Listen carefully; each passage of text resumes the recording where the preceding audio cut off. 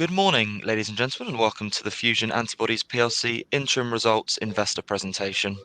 Throughout this recorded presentation, investors will be in listen-only mode. Questions are encouraged. They can be submitted at any time via the Q&A tab that's just situated on the right-hand corner of your screen. Please just simply type in your questions and press send. The company may not be in a position to answer every question it receives during the meeting itself. However, the company can review all questions submitted today and will publish those responses where it's appropriate to do so on the Investor Meet Company platform. Before we begin, I would just like to submit the following poll, and I would now like to hand you over to the management team from Fusion Antibodies PLC. Adrian, Stephen, good morning. Good morning. Thank you very much, Jake. Welcome. So my name's Adrian Kincaid. I'm CEO of Fusion Antibodies, and I'm joined today by Stephen Smith, who is the CFO. Thanks, Adrian. Good morning. So first of all, we need to cover off the disclaimer. Rather than expect everybody to read through that, we will assume that it has been taken as read. And then we can work through the agenda. So I will cover some of the introduction highlights, reminder of who Fusion are, and some of the highlights of the period that we're reporting on, which is the first half of this financial year. Then Stephen will take us through some of the financial performance, and I will cover off the R&D, particular focus on the Optimal platform, before providing a summary. We'll then try and get through the questions, or as many as we can. So as a reminder of Fusion Antibodies, we are a contract research organisation specialising in antibody discovery, engineering and supply. So that means we can find antibodies against a particular target, make them through a range of discovery engines or discovery models that we have. We can then make those antibodies better, or if somebody comes to us with a pre-existing antibody, we can improve that through a series of engineering where we modify the sequences to give them better characteristics. That can include things such as manufacturability, so improving the expression levels, reducing the cost of goods for the manufacturers, the owners of those antibodies. And we can also do supply, which is for research purposes only. We don't go into supply of materials for use in man, in people. It's just the reagent and antibodies for testing, taken through animal models maybe, but not into people. We do, however, within the supply remit, cover stable cell line development, which is the final sort of cell line with everything locked down to GMP approved manufacturers. So we're very, very close to the manufacturing side of things, but not actually providing it for final sort of administration into people. The people that we work with, our clients, fall into a number of different areas, so including drug discoverers, which can be biotech companies, from small, even virtual companies, through the larger biotechs, and also larger pharmaceutical companies as well. We're increasingly trying to push out and improve our client base in diagnostics. You'll all be very aware that immunodiagnostics in particular, through the pandemic, were very, very heavily used. So those lateral flow tests that we all had to do with the little red line, that little red line is dependent on the use of antibodies. There's a lot of money that has flowed into diagnostics for exactly that reason. And those companies have plans to establish themselves and improve their range of products, which is a good opportunity for Fusion to engineer and develop those antibodies in partnership with those diagnostic companies. So we're looking to expand more into that space. Those who have attended this meeting before will also notice that I've added in veterinary medicine onto this slide.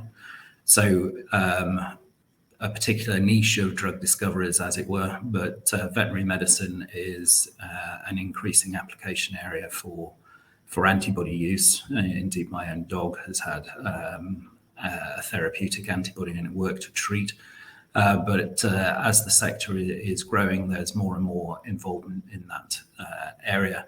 And Fusion, having made our name originally from doing humanization of antibodies, so making them suitable for administration to humans, that same sort of process, once you change the desired sequence framework to say that of a dog, is then the same process can be modified and taken through to give all the advantages that we had for humanization to caninization, in other words, making antibodies for dogs or for cats or even racehorses as well. So we're adding indeed to the repertoire of our client base and increasing the adjacent access to the adjacent markets. So what we do is really take our customers through to typically the clinic as rapidly as possible. And we have a range of techniques to enable that. That includes using AI, ML, artificial intelligence, machine learning. And ideally, we position that as an integrated therapeutic antibody service to go through discovery, engineering, and then supply the whole package. We have, in order to secure that business, we have a team of internationally respected scientists with decades of experience. They're really good at their jobs and have done a tremendous work in the past. We've got a great track record.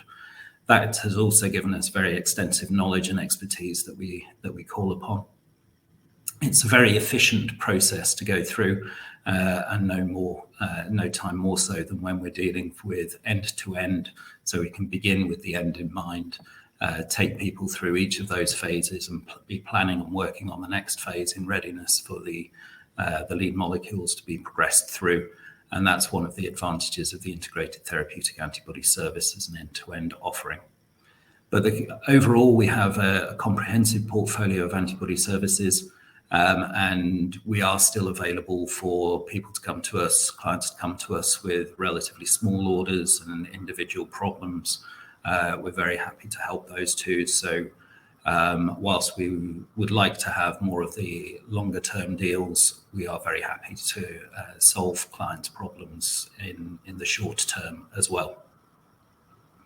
So final icon on this slide, the AI ML or AIM Lab offering that we have is up and running, and we have our first successful project under our belt now. So I'm hoping that this will continue to grow. It combines AI ML capabilities and leading cutting edge technologies from partner organizations with the excellence that we have in wet lab capabilities within Fusion, and we'll hopefully also bring in clients who will then come back to us for that wet lab expertise, as well as perhaps running their next AI ML project with us as well. So in terms of the overall performance for the business, operationally, we have increased the number of commercial opportunities that are identified in our sales pipeline. That pipeline is continuing to grow very significantly, which is excellent news and indicative that we're on the path to recovery. We had a number of projects being delayed by clients. Primarily, the reason for this is that they were seeking investment themselves. That's not unusual. Some clients come to us planning their project with a preferred supplier to do the work because it's they have a high regard for us, both in terms of the likelihood of succeeding, doing what we say when we say, and also being fairly cost effective for them. But if they need time to get their investment together, which has been the case for a number of clients, then things slow down and don't progress until those breaks are removed. So there's been a number that have been delayed through the period, which has been a little bit painful to us, to say the least. It's resulted in a loss of 1.4 million. Stephen will go into the details in the next few slides. What we are anticipating, and has always been expected, is that for this half, as things recover, we will be seeing a significant weighting in the overall year figures towards the second half of the year. Everything is working towards that. The other operational highlight to report on is that Stephen himself was brought in as interim CFO during the period and has hit the ground running, which is great. So we had revenues overall of £541,000 in the half. That's recognised revenue. Expenditure on R&D has been cut back by 60% in that period. So we're burning a lot less on R&D and indeed a lot less on other parts of the business as well. Overall, loss as described. Cash position was £500,000 at the end of September. Highlights in terms of what's happened since the half in particular. I expect many of you have already seen the news about the collaboration agreement with the National Cancer Institutes in the US, or NCI, to validate our flagship Optimal platform. A short while. The other highlight for me was certainly that the AIM Lab first project was successfully completed, which is great, and hopefully we can use that as we will be using that as a case study to take it through further. And then further pipeline progression is improving, with an increased rate of deal closures as well as an increased value within that pipeline. It's fair to say that some of the smaller deals naturally start to move more rapidly than some of the larger ones, but nevertheless, it's a good indication of things to come. I'll hand over to Stephen. Thank you, Adrian. Good morning. I'll take you through some of the financial slides. So the income statement extract, of which Adrian had previously given some highlights. Revenue for the first half of the current financial year was 541,000. That's down 71% over the same period last year.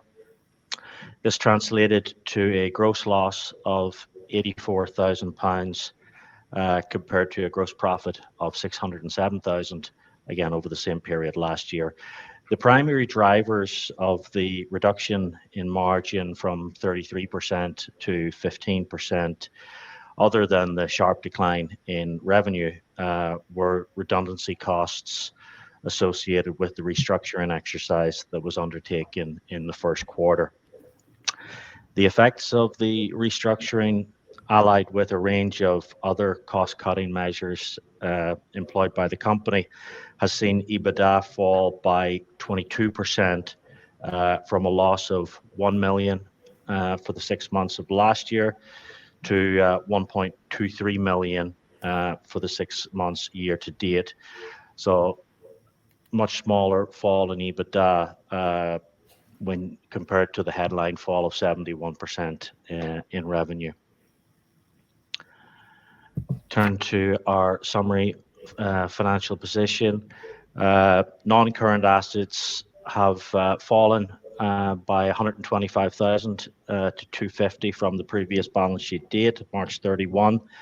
That is simply the amortization depreciation booked in the period. Inventories are relatively consistent. Receivables have fallen sharply due to lower recognized sales revenue and a fall in the R&D credit receivable due to a reduction in the R&D spend as part of the cost-cutting measures, as Adrian mentioned in one of the previous slides. Cash at bank at September 30th was £487,000. Current payables have fallen significantly as well from the March 31st balance sheet date. This is due to a reduction in the cost of sales spend associated with the lower revenue figure. And non-current payables have dropped by 10,000 from March. That represents HP payments made during the period. We'll move to the summary of cash flows.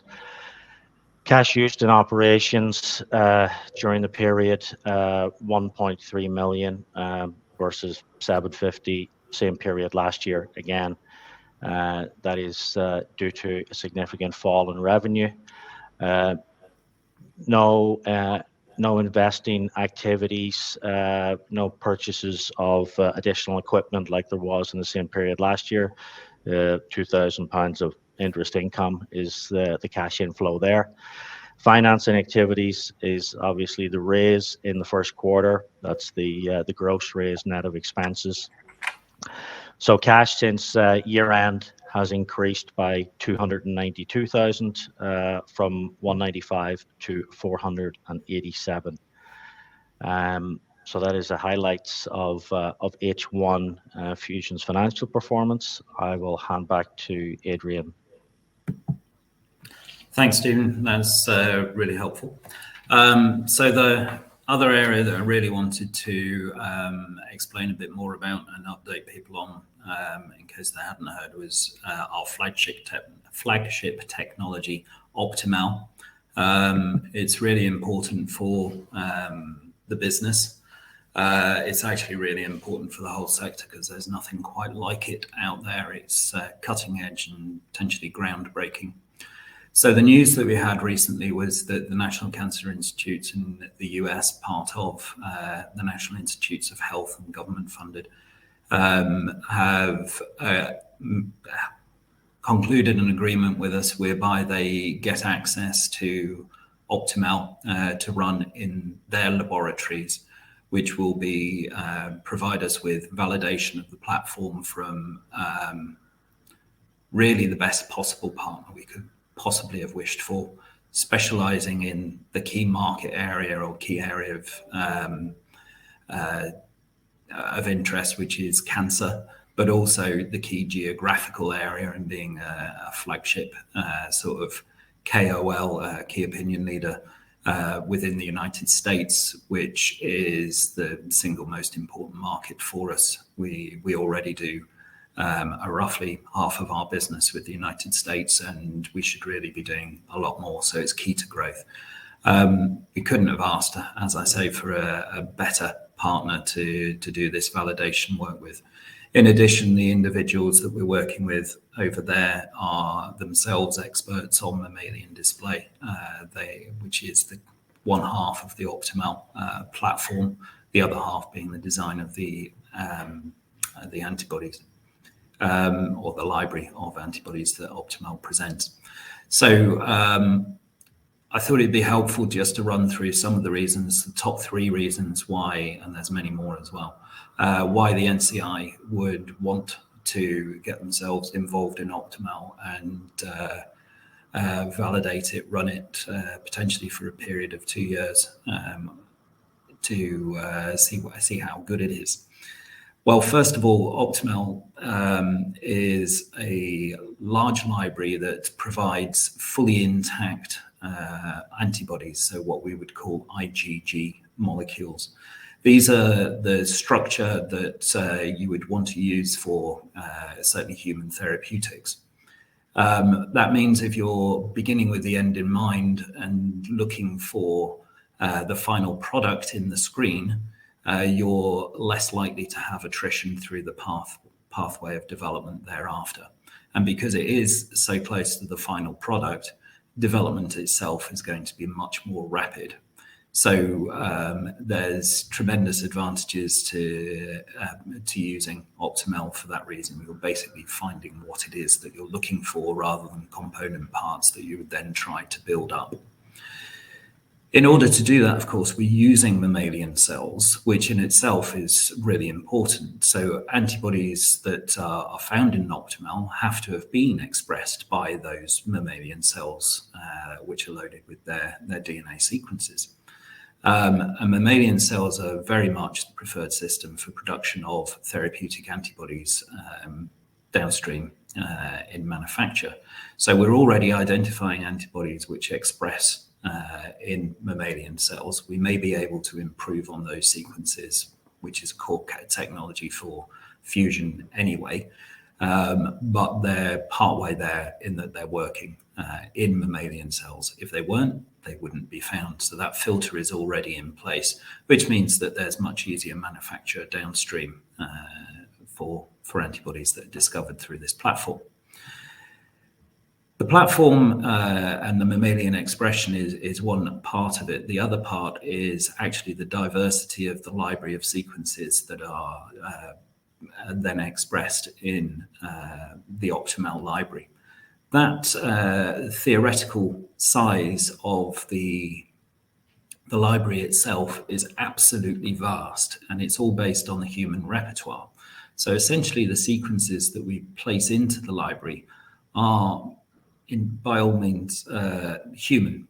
They don't require humanization afterwards. So we again begin with the end in mind. The size of the theoretical library is 10 to the 42 inside, which takes some sort of comprehension. So it's a 1 with 42 zeros after it. It is absolutely huge. It's almost inexhaustible. To run a screen, we would not go for the complete library. What we would do is sample from that, typically around 10 to the 8, so 100 million, or possibly 10 to the 9, 1 billion different sequences, and put those through the library.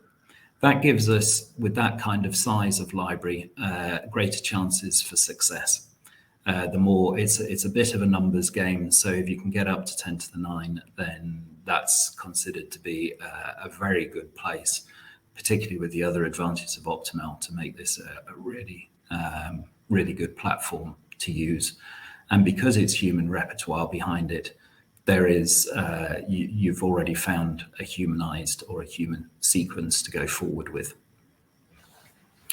In addition, because of that size of the library, one of the, I suppose it's a fourth benefit, is that if we were to sample just only 10 to the 9 out of that 10 to the 42, and then sample another 10 to the 9 out of the 42, 10 to the 42 theoretical, there would be almost no overlap, if an insignificant amount of overlap, which means that the library can be used multiple times against the same target, even if we wish to do so, without needing to get involved with exclusivity arrangements, etc.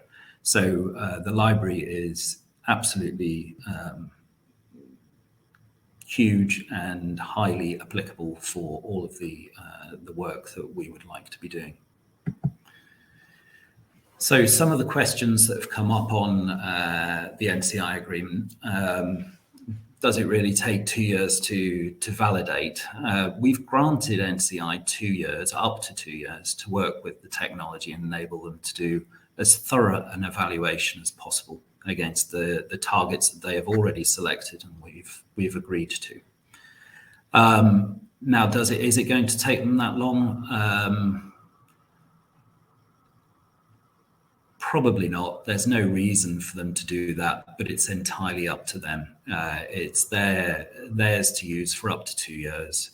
If it's working well for them, they'll probably want to take advantage of it for at least those 2 years, and then we can talk about what happens afterwards.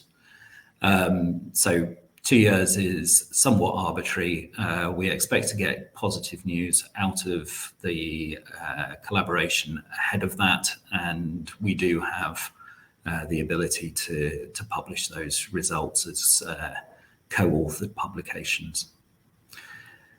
So how much of Fusion's R&D resources tied up with the validation? Well, much of Fusion's work to get this established has already been completed. So NCI are doing all the running here. It's going to be working in their labs, using their staff in their hands. Now, we've got obviously a vested interest to make sure that it works well. So we will be on hand to provide advice and support, and it'd be great to get over there and meet the team and ensure that if they have any problems, we know about them and help solve them. And indeed, if they have any improvements, that we know about them as well. So basically there's very, very little resource that we have to ring fence for this agreement. It's really all over to the NCI to drive it forward. Are the results of the validation going to be shared, and can Fusion publish the results? Yes, they will be joint publications, so both parties would need to agree to the publications going out. But that would be also probably through scientific peer-reviewed publications. That's the most important validation for us to get the case studies out there that our other clients are going to believe and work through. So that will really add and enhance the validation itself and also the impact. So we're really looking forward to those coming through. What happens to the antibodies that are found in the validation process? So this is the upside, if you like, for NCI. They will be retained by the NCI, and it's up to them. They may develop them into products. Remember, we've already agreed the targets that they are at liberty to use Optimal against. We're happy with those.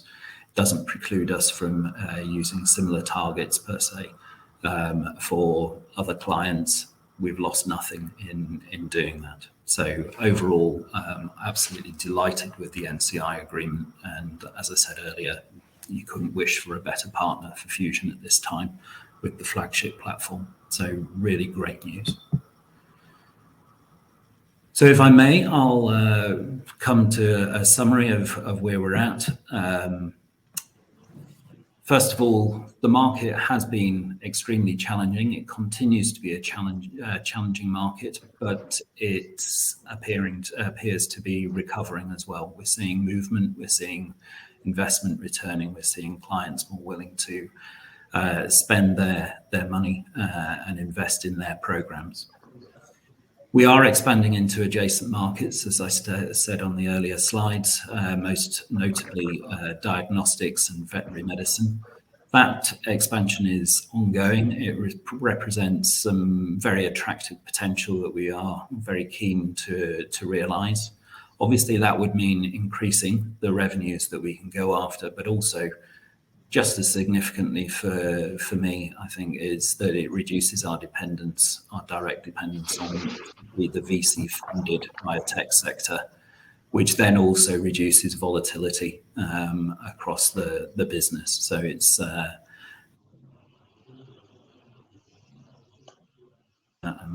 should pay dividends. The direction of travel through the first half of this financial year has been positive. The revenues that we've recognised have been increasing, and that is a sustained and significant trend. So we're having increased confidence that we can continue to do so. It's what we thought would happen.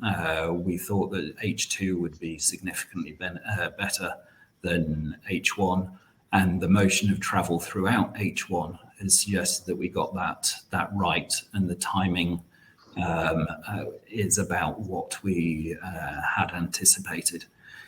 Of course, we would like more revenues to come through, and we will do everything that we can to increase those revenues coming through. The team are working to their full capacity and intent to do what we can to generate more revenues throughout this financial year and indeed beyond as well, because some of these deals do take some time to work through.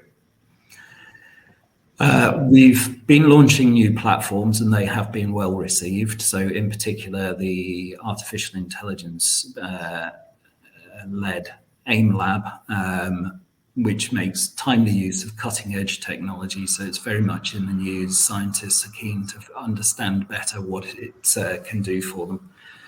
And it provides novel approaches. That's been extremely well received when we've spoken to clients. It also has the potential to reduce timelines and initial costs for discovery. So it's appropriate, particularly in the marketplace that we've got. It's a good fit for that. What it might carry is a little bit more risk, But then the fusion approach to the artificial intelligence combines that with our technology with mammalian display, and that helps to de-risk the project because we can then screen many thousands, if not millions, of sequences rather than the hundreds that are typically output from AI ML algorithms. And that restriction to hundreds is really based on what's economically feasible when you produce those sequences one by one. We can provide a library approach which allows us to do much more produce sequences. Optimal validation with NCI is an excellent opportunity. We would really like to build on that and build on the kudos that we have with our partner there, particularly as it's in the key marketplace for us. Build on more of that and really use that to open doors and establish more commercial relationships with more clients. There is more to come from Fusion. We have additional platforms that are waiting in the wings to come forward when the timing is right and the resources are available. So the strategic areas of focus for the business really, first and foremost, increase sales whilst maintaining the margins and, of course, the cost controls that we have put in place to reduce cash burn very, very significantly. The intention there is, of course, for us to reach cash neutrality and from there profitability. The expansion of the client base is key for us. It allows us to build pipelines, get more visibility, reduce the volatility. So the key areas there are to further implementation of that end-to-end approach with the integrated therapeutic antibody service, longer deals with more visibility and higher values. Increase the penetration, particularly into the immunodiagnostics sector, and exploit our position within the veterinary medicine sector as well, so that we can add adjacent revenues from adjacent markets to the coffers as we go forward. We're continuing the momentum behind AIMLab as well as Optimal and the related technologies such as mammalian display, which plays a key part to both of those platforms. We're continuing to seek additional and new commercial partnerships as well, such as distributors and commercial alliances, in order to expand our reach and get in front of clients that we couldn't necessarily get to ourselves, but also, of course, to generate additional revenues. So with that, I will draw the presentation to a close and hand back to Jake. Perfect. Adrian, Stephen, thank you very much indeed for your presentation this morning. Ladies and gentlemen, please do continue to submit your questions just by using the Q&A tab that's situated on the right-hand corner of your screen. But just while the team take a few moments to review those questions that were submitted already, I would like to remind you that a recording of this presentation, along with a copy of the slides and the published Q&A, can be accessed via your investor dashboard. Stephen, Adrian, we obviously received a number of pre-submitted questions ahead of today's event. And as you can see there, we've also received a number of questions throughout your presentation this morning as well. So thank you to all of those on the call for taking the time to submit their questions. And Adrian, Stephen, if I may just hand back to you just to respond to those where appropriate to do so, and I'll pick up from you at the end. Thank you. Thanks very much. This is where Stephen and I try and play tag team and get through as many as we can available. So I'll kick off with the first one, which is related, I see, to a number of other questions that have come through. How much do we charge NCI? So it's cash neutral is the deal with NCI, at least at this stage. So in order to do an agreement such as this with the public body in the US, which is not known to move very rapidly, essentially we had two options. One was to discuss a temporary placing of the technology with them to do a validation for which there would be free access, as it were, in the first instance to the Optimal platform. That's the route we've taken, and that meant that we could get the announcement and the deal that we have done in shortest time. That does not stop us then from asking them or from them asking us about extending the access to the technology for which an additional agreement would be required. So like I say, it's really good news. It's a really good deal for us. The initial period lasts for a maximum of 2 years. Beyond that, if they want to use it, then we would be delighted to be talking about what structure that would take. And there would likely be fees involved. There would certainly be fees involved, I'm sure. So beyond that, there's another one that's been asked about AIM Lab. Where are we with the additional partner that we had mentioned before? So yes, there is another AI/ML provider that we'd announced that we were having discussions with to bring them on board.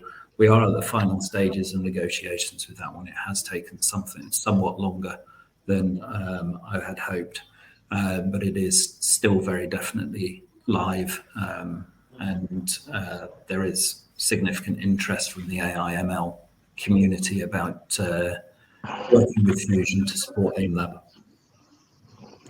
Another question here about grant funding. We'd said previously that we were pursuing grants, and the question is, has any of them come through, I think. So yes, there are applications still outstanding that we haven't heard from. There's also, it's very pleasing to see there seems to be additional funds being made available for grant funding, which is very good news. Those funds apply potentially for Fusion direct, applying for grants directly, yes, but they can often also fund the client base for which we would be a commercial provider. So it's very good news all round that there's an increasing prospects for grant funding. I'm also sure that the kudos that we have with the NCI validation will add weight to both our and some of the independent grant applications as well, because they'll be accessing the same technology. Stephen, do you want to cover off on the team? Yeah, I think there's a significant number of questions around the cash runway of the company and the potential need for a future raise. The company is of the opinion that we have a sufficient cash runway. Now that is predicated on Fusion hitting its H2 revenue targets. The board is constantly reviewing the situation with regard to revenue and the cash flow of the company to assess what the best option for the company and its shareholders is. We obviously need to be mindful of market conditions, but the board is very aware of the dilution that shareholders had to endure to complete the last raise, and we don't take any decisions on raising funds lightly. I think that's sort of probably covers off quite a few questions there, Adrian. Yep, thank you very much, Stephen. There's another one here which I think it's appropriate to answer now. Do you have plans to recruit a new CFO? We're very happy with the relationship and the performance that Stephen and his team are doing, so it's not the most pressing issue for us. So yeah, take it as it's not pressing at this time. I'll move on. There was also another question about the AIM Lab project, the one that we had successfully completed, and did it include access to mammalian display? No, that one did not use mammalian display.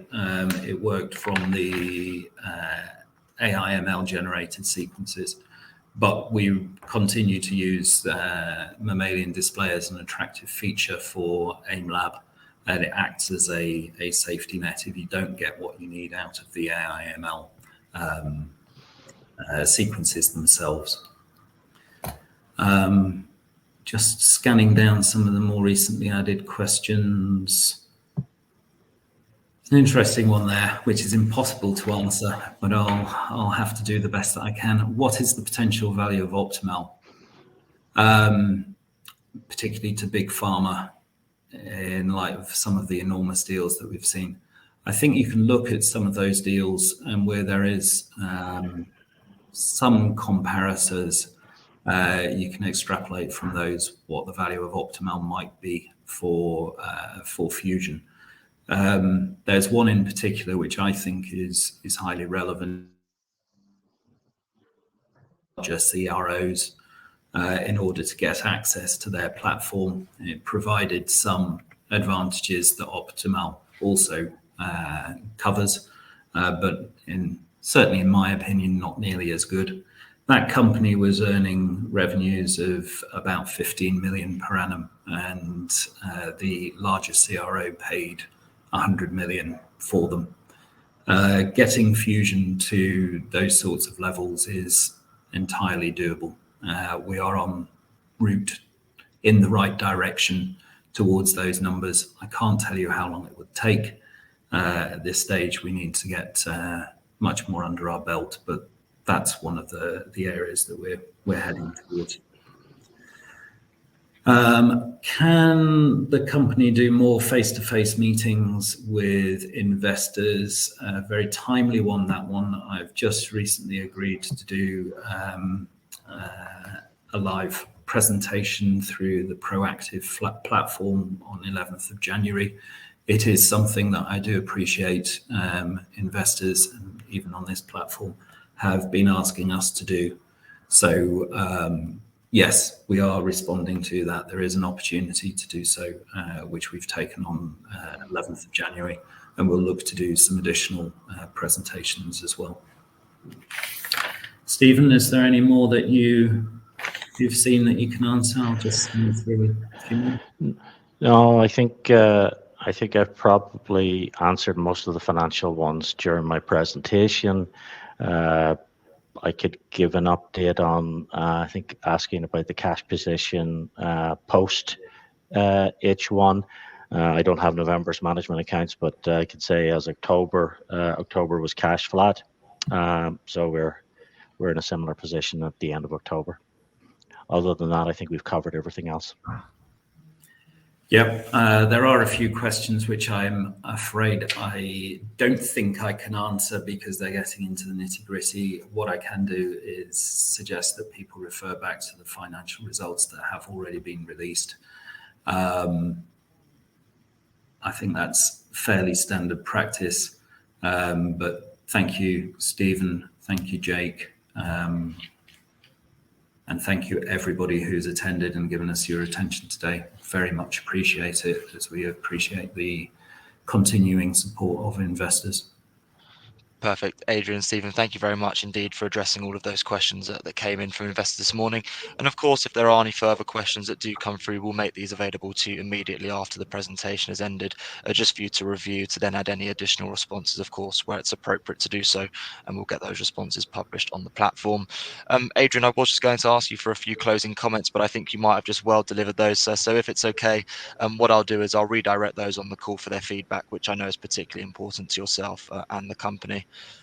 So unless there's anything further to add, Adrian, if that's okay.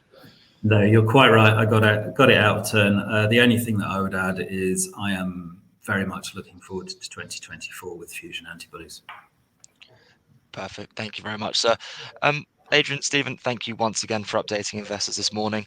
Could I please ask investors not to close this session, as you'll now be automatically redirected for the opportunity to provide your feedback in order that the management team can really better understand your views and expectations.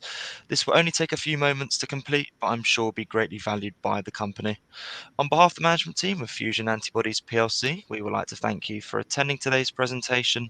That now concludes today's session, so good morning to you all.